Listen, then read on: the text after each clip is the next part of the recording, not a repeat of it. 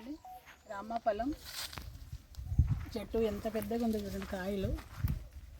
Last time మొత్తం అంతా cutting చేయించాను, ఈసారి మళ్ళీ కొమ్మలు వచ్చేసి మళ్ళీ ఫుల్ కాయలు వచ్చేసినాయండి. ఇగో ఇది మార్కెట్లో దొరకవండి మనకి ఫ్రూట్స్, చాలా అరుదుగా దొరుకుతాయి. మాకైతే నేను లైన్గా వేసాను, అన్ని చెట్లకి కాయలు ఉన్నాయండి.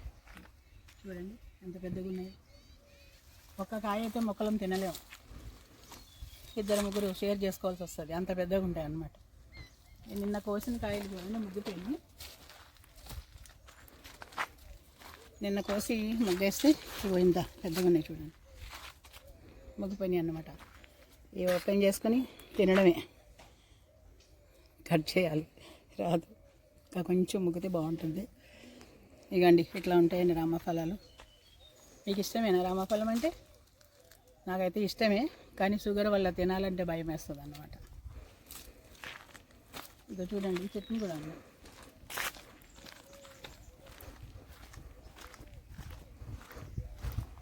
పైకి ఉన్నాయి ఇవి, ఈ ఆకుల మధ్యలో ఉన్నాయి, కనిపించటం లేదు. ఇక చూడండి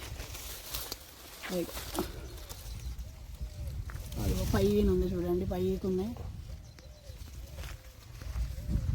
ఒక్కొక్క చెట్టు ఒక్కొక్క రకంగా ఉంది కాయ. డబ్బులో ఉంది, కాయ కోద్దామని వెళ్ళాను, చెట్టు కాయలాడుతుంది చూడండి. ఎక్కువ కనిపిస్తుందా? అది చూడండి.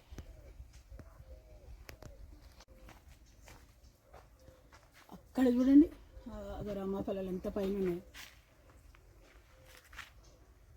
అక్కడ చూడండి పైకి కనిపిస్తున్నాయి, జూమ్ చేస్తుంది.